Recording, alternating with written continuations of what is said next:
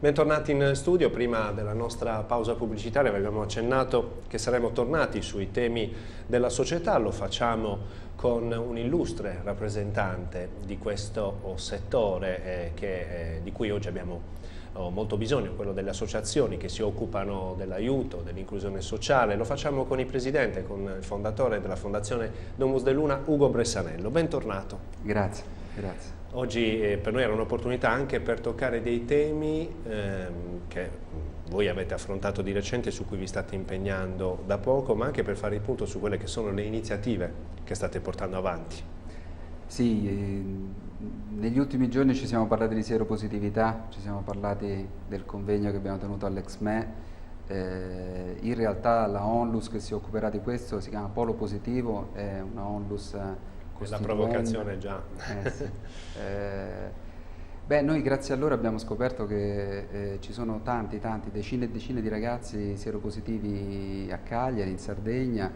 È una realtà che forse negli ultimi anni abbiamo lasciato un po' da parte, no? Poi con il 1° dicembre forse qualcuno se l'è ricordata perché c'è stato il momento, il giorno in cui finalmente si è riparlato di AIDS. Dico finalmente, sembra un paradosso perché... No, però già sembra in effetti un tema su cui un po' l'opinione pubblica ha lasciato correre, sì. Non c'è stata più attenzione, questo è vero. E nel contempo però è rimasto lo stigma, la paura, sì. E d'altro canto, prendendola con il cuore, con la testa in chi questa malattia la soffre, ce l'ha e la vive tutti i giorni, la vergogna che impedisce anche i comportamenti, quelli che sono corretti da usare ai fini della prevenzione. Tra i ragazzi in Italia negli ultimi anni noi siamo come numerosità, come percentuale, quelli che a livello europeo hanno la quota maggiore. Si parlava di 75 milioni di persone nel mondo. Sono in tutto il mondo. È già un numero incredibile. È un numero esagerato. La scoperta, almeno mia personale, ne parlavamo prima della trasmissione, capita sovente in questi anni di scoprire in realtà dei mondi uno dietro l'altro, e devo ringraziare Maurizio De Doni che è il presidente di Polo Positivo, con lui Giuliana, con tutto il gruppo dei ragazzi che si sta riunendo sotto questa Onlus, perché ci hanno fatto scoprire una realtà che non può, almeno molti di noi non conosceva.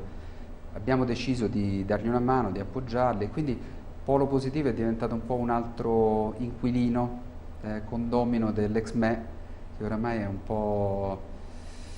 È come se fosse il luogo aperto, catalizzatore sì. Di mille esperienze. Oggi c'è il Polo Positivo, qualche mese fa avevamo parlato di Agevolando i ragazzi neomaggiorenni che erano in uscita dalle comunità, e anche la Casa di Speranzia, che è la federazione che riunisce le comunità per minori. C'è Codice Segreto. Nasce come per i giovani, per la nasce musica, per i ragazzi, nasce per la musica, nasce per affrontare temi difficili con strumenti che sono facili, la musica, l'arte, usiamo le bombolette, usiamo i tamburi, con i tamburi stanno facendo delle cose meravigliose, usano i tamburi, quelli, diciamo, i bidoni riciclati con tamburi artigianali. Bellissimo. C'è un casino, si può dire casino. Sì, beh, ma è un bellissimo sfogo, l'invidio anche. Paolo Sorrentino, a volte ne avrei bisogno anch'io. Bellissimo, bellissimo. Si fa canto con Arianna, una bravissima cantante, ci sono diversi cori.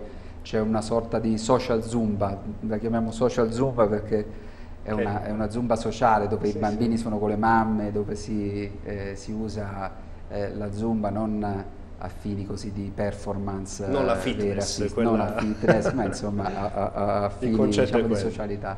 E in questo luogo però adesso appunto c'è Polo Positivo, c'è Agevolando, c'è Codice Segreto tutti i giorni, Codice Segreto con i ragazzi speciali, tutte le mattine fanno i loro laboratori, il sabato si riuniscono e fanno questo bellissimo momento anche di danza. L'Exme è un po' l'ultima nata, per cui poi ci ritroviamo spesso a parlare dell'Exme.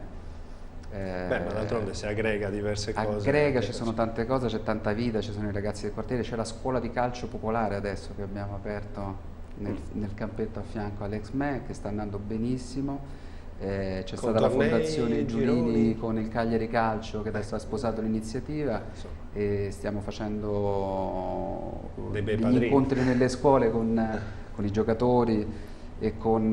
Sì, abbiamo seguito il nostro telegiornale. Stiamo andando con loro, stiamo facendo la Coppa Quartieri, quindi facciamo incontrare ragazzi di quartieri diversi e faremo questa finale il 3 maggio tutti insieme allo stadio, al Sant'Elia, poco prima della partita, quindi immaginiamoci l'emozione per bellissima iniziativa. È evidente, Ugo Bressanello ha impegnato da tanti anni nell'inclusione sociale, nell'aiuto dei giovani, è qualcosa che non tutti conoscono. Le iniziative come questa aiutano l'aggregazione, ma anche forse, lo dico banalmente, ma lo sentiamo nei telegiornali nazionali cosa sta avvenendo nelle periferie delle grandi città, anche in questa piccola isola sarda c'è la necessità di aiutare i giovani a non perdersi, in un certo senso, anche a trovare una strada. Sì, avere un'opportunità, perché poi noi pensiamo agli ultimi anni, cosa gli diciamo?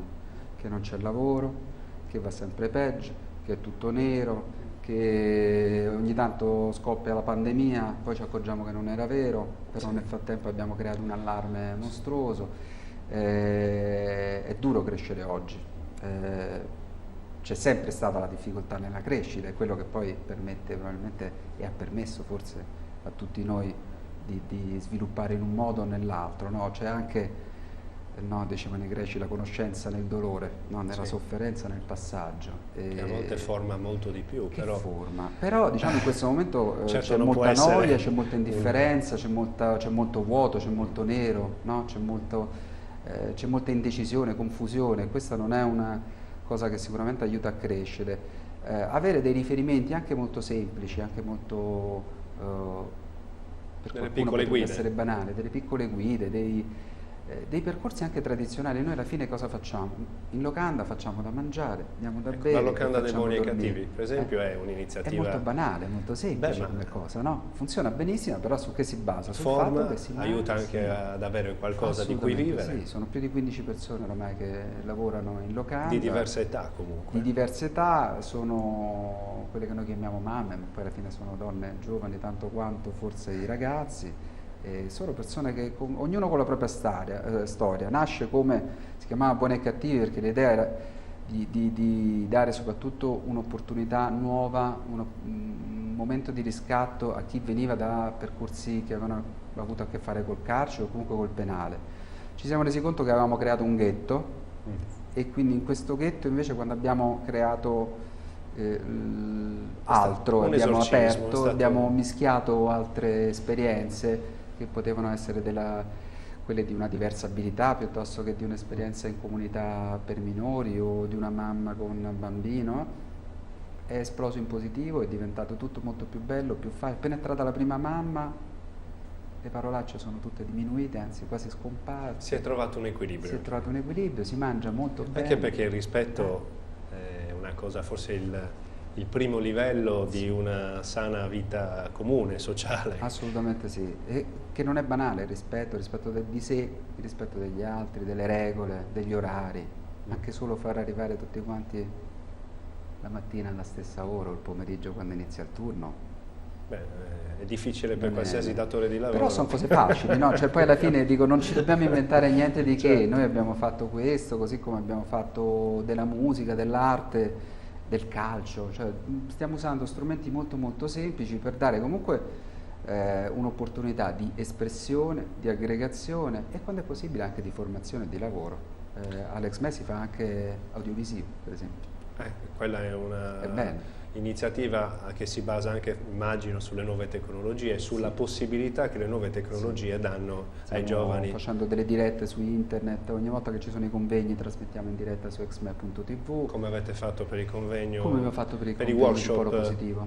Positivo. Sì. Chiudiamo la nostra chiacchierata su questo tema che per voi forse è una novità come esperienza sull'impegno sociale, ma che comunque vi ha dato l'opportunità di verificare una realtà anche in Sardegna, una necessità, un nuovo impegno. Nasce da un gruppo che poi è un gruppo di dottori. Allora, da una parte c'è la consapevolezza da parte di questi dottori che dicono sì, la medicina funziona, per fortuna funziona oggi, no? Perché essere seropositivi oggi non è essere positivi come lo si era 10 anni fa. C'è la possibilità comunque di curarsi, in un certo qual di vivere. Poi come tante malattie, uno la medicina se la porta avanti magari per tutta la vita, almeno in questo momento così è.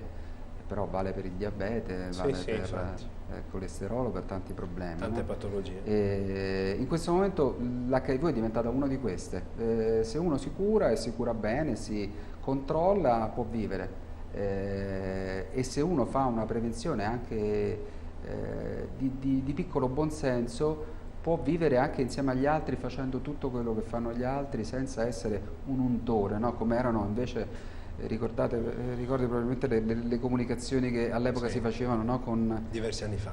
Veramente terribili, no? Quelle hanno influenzato dal punto di vista del rapporto sociale. Del rapporto in modo terribile. E oggi ancora si vive in negativo e secondo me se c'è una diffusione ancora oggi così forte fra i giovani, tra i giovani, è anche grazie a queste campagne che hanno fatto il contrario, fanno nascondere chi ha l'HIV. Chiudiamo con un messaggio. Non si devono nascondere, noi stiamo cercando di fare questo, di fare in modo che chi ha l'HIV possa raccontare agli altri che si può avere una vita normale, che bisogna avere delle semplici precauzioni, che poi sono precauzioni che forse quando si fa all'amore da ragazzi, quando si conosce, no? Si conoscono le prime relazioni e il sesso è bene avere a prescindere dall'HIV, è bene avere a prescindere, e che non influiscono invece sulla socialità, quella di tutti i giorni, tutta basata su relazioni che non hanno problemi, non hanno differenze in chi ha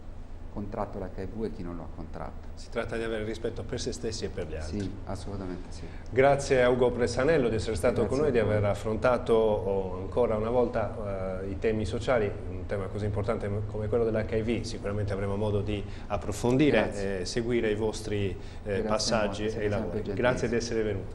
Vi do appuntamento alle prossime edizioni.